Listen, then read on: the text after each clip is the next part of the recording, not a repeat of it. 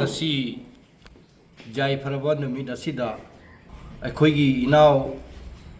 Mani Kumar gi mayumda candidate ka loinana mifam ama pangthoi mifam asigi maramdi election gi matungda wami nakhiba khwai khibikpu kaure harga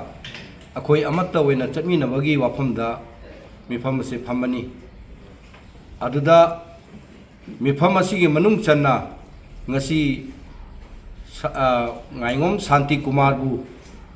matengi tamakta akoina group committee ama semi airiba group committee ase mi ni phuni thoina semani sigi manungda ngasi sansemam nabadimna president oire harga mifam ase hajana pangthokki aina ngasi miyam da phongyagadaba wafam disini Santi Kumar na karigumba karabasu Santi Kumar bu akoi mating pangani aduga mana kadregasu mabu fulli akoina mating pangani maramdi mabu akoi support tawre haraga Lakhipur asida chawkhatnaba amasung thorum kaya pangthoknaba masi akoi sinjari maram aduna Santi Kumar gi maramda ngasi akoi mayamna support tawribase masi mayam punamangna tabiba khudingmangna Santi Kumar bu mating pangbiu haidanasu ai khwai taragi mafamda khubang changyo tara na khurumjari loinana ngasi Santi Kumar gi maramda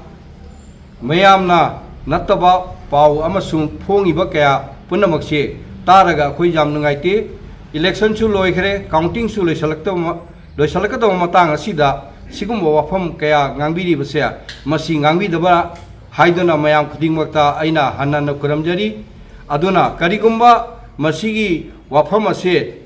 tattana ngangakpa taragadi makhoigi mathaktasu akhoi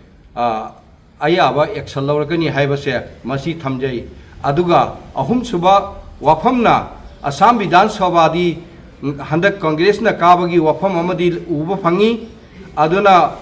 Assam gi manungda karigumba karakpa taragadi akhoi candidate oina thoibase magi full power ama candidate ama oina leini aduna makhoibu support tawre harga ngasi akhoi awaba khudingmakse masi khusamdara karam haina mating pangdagi haibado madu development gi tamakta ngasi wafam ase mayam gi wafam da ina tamjari नमस्कार।